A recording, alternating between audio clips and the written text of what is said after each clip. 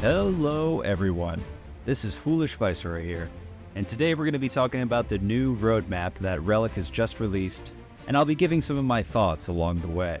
This roadmap is essentially our first glimpse into what Year 2 of the game is shaping up to be. First, let's break down the roadmap.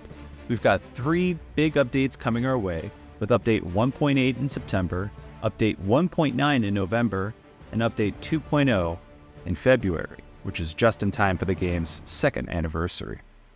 So starting with September, the upcoming 1.8 update is going to focus primarily on multiplayer balance. Now, I think we can all agree that multiplayer balance updates are always welcome, especially after the massive changes we saw in the 1.7 update.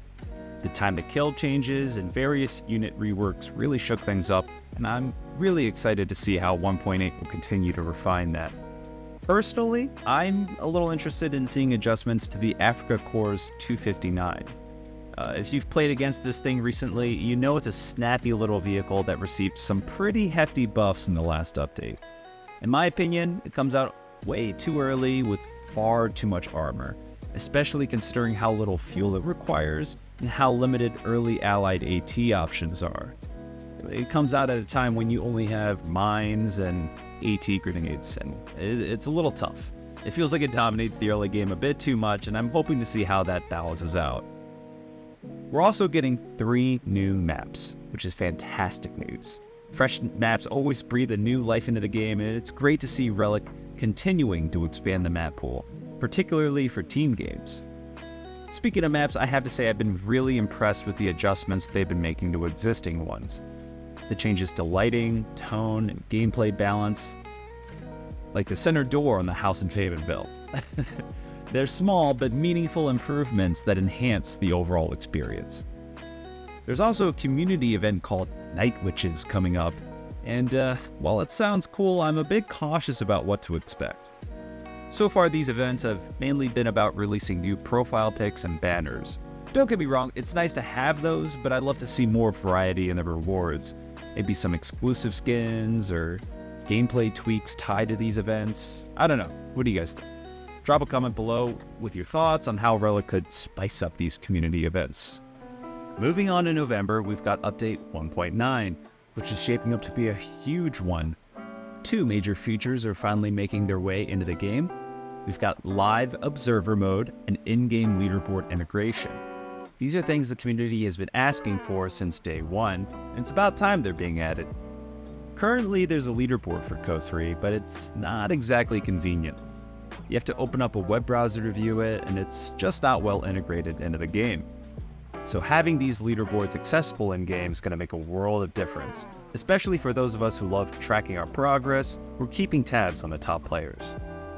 But that's not all.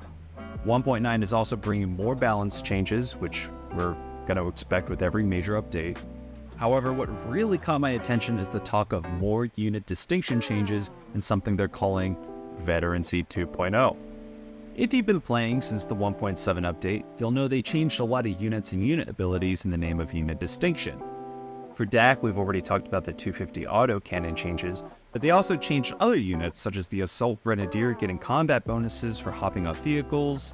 They gave the Brumbar an ability called Shatter Will, which is a timed aura that slows and weakens nearby enemy infantry.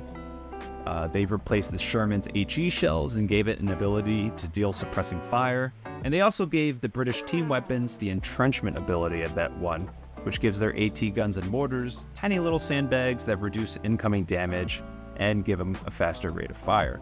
So, talk of more unit distinction changes is really exciting because they're going to be able to give existing in-game units a lot more interesting flair, and that'll be sure to shake up the current meta. As for Veterancy 2.0, we don't have a lot of details yet, but I'm really curious about what this could mean. Because right now, a lot of units just get incremental stat boosts as they level up. Better rate of fire, increased survivability, that kind of thing. But in Company of Heroes 2, Veterancy sometimes unlocked entirely new abilities, like the Kubel Wagon. That had the ability to spot enemy infantry on the map for free at Vet 1. Or at Vet 5, if you could keep it alive that long, it got the MG upgrade and could suppress infantry. If Veterancy 2.0 brings more of these unique perks, I think it could really incentivize keeping your units alive and add a new layer of depth to the current gameplay. And then there are VFX improvements. The 1.7 update brought some nice visual upgrades, but I'm really excited to see what they focus on next. Personally, I'd love to see better explosion effects, because right now some of them look a bit flat and lack the dust, dirt, and particles that give the previous Company of Heroes games their gritty, immersive feel. Let me know in the comments what kind of VFX improvements you'd like to see in the next update. Finally, we've got the 2.0 update coming in February, which marks the game's second anniversary. The headline feature here is the introduction of new Heavy Tank Battlegroups. We don't know exactly how many battlegroups are coming, but I'd guess at least 2, possibly 4 if Relic really pushes the envelope. 1 per faction would be ideal, but creating, balancing, and polishing that many new battlegroups in just 6 months seems like a bit of a tall order. In the roadmap, they're teasing a King Tiger silhouette, which has everyone speculating, but it could just as easily be one of the existing in-game heavy tanks for each battle group, like the Brits' Churchill Crocodile or the Wehrmacht's Nashorn. Either way, I'm excited to see how these new battle groups will impact the meta and how strong they'll be.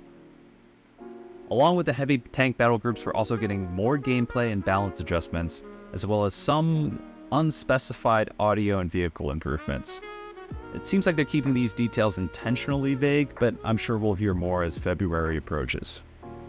So, to sum it all up, over the next 6 months, we're getting at least 9 new maps, long-awaited features like the live observer mode, and in-game leaderboard integration. Big balance shakeups, visual and audio improvements, and of course, the new heavy tank battle groups. This roadmap has a lot of what the community has been asking for, and while some might still be holding out hope for new factions, I think we're more likely to see those in another year or 2, maybe 3. For now, I'm just happy to see them making existing units more unique and keeping the content pipeline strong. The addition of community maps to the official map pool is another great move, and I'm looking forward to seeing which ones make the cut this time around. Maybe we'll even get some new 1v1 maps as they've hinted to in the CoH3 Discord. We'll just have to wait and see. Thank you all for watching. Don't forget to like, subscribe, and share your thoughts in the comments, and I'll see you in the next one.